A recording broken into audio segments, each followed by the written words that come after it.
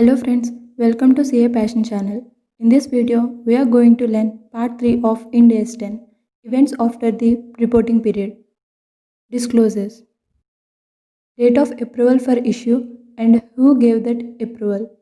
This date is important because it gives a clear idea to the stakeholders about the period which is covered after the reporting period for providing information to the stakeholders. That is, the date when the financial statements were approved by the Board of Directors, as we discussed earlier. Second one, updating disclosure about conditions at the end of the reporting period. If an entity receives information after the reporting period about conditions that existed at the end of the reporting period, it shall update disclosures that relate to those conditions in the light of new information.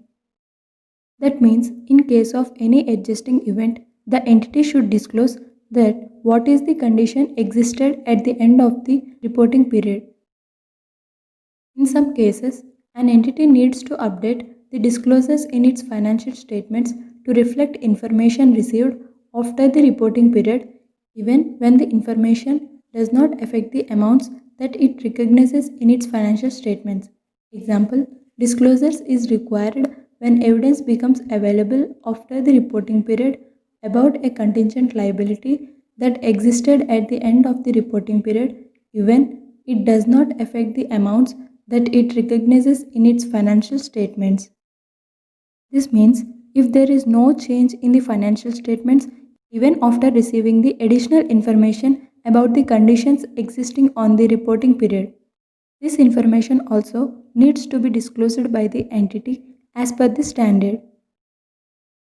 Next, disclosure in case non-adjusting events after the reporting period.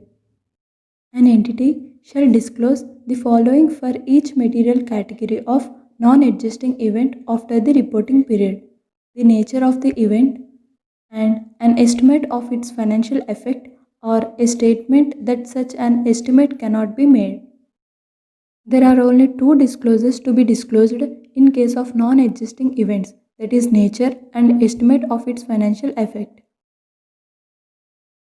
Distribution of non-cash assets to owners. An entity may distribute non-cash assets as dividends to its equity shareholders. An entity may also give equity shareholders a choice of receiving either non-cash assets or a cash alternative. This means the entity can give an option to shareholders to have dividend in the form of non-cash assets.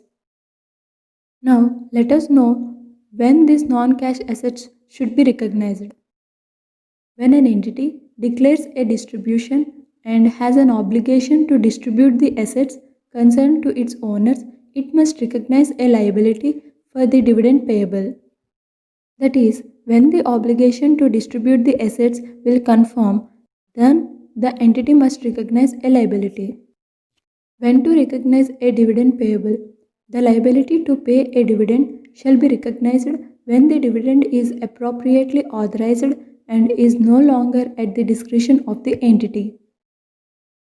Measurement of a dividend payable.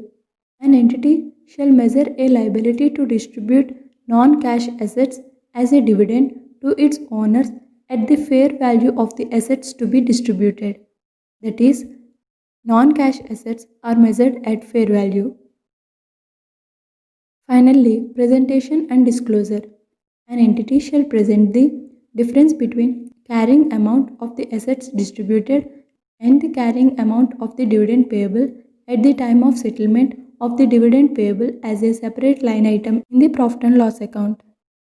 Significant differences between Ind AS 10 and Notified Accounting Standard 4. First one, title.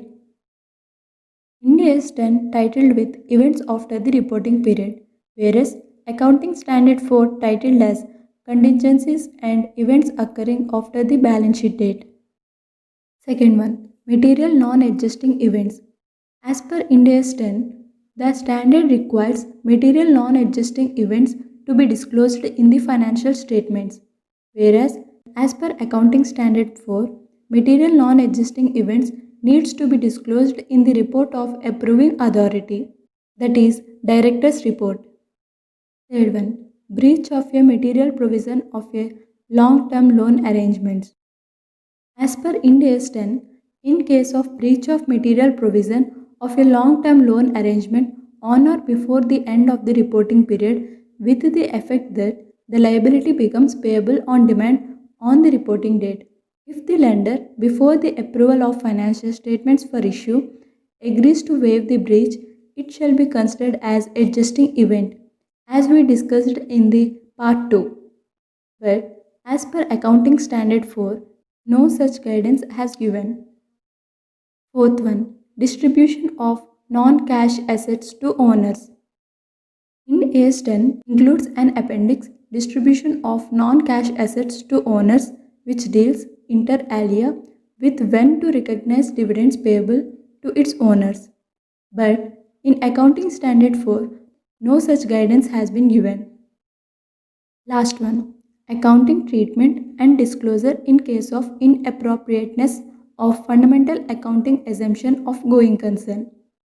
As per Ind AS 10, if after the reporting date it is determined that the fundamental accounting assumption of going concern is no longer appropriate, it requires a fundamental change in basis of accounting and some disclosure requirements, as we discussed in part 2. But as per Accounting Standard 4, assets and liabilities to be adjusted for events occurring after the balance sheet date that indicate that the fundamental accounting assumption of going concern is not appropriate. Accounting Standard 4 does not require any such disclosure. However, Accounting Standard 1 requires the disclosure of the fact in case going concern assumption is not followed. Carve out in Ind AS 10 from IAS 10. As per International Accounting Standards 10, event after the reporting period. Rectification of any breach after the end of reporting period is a non-adjusting event.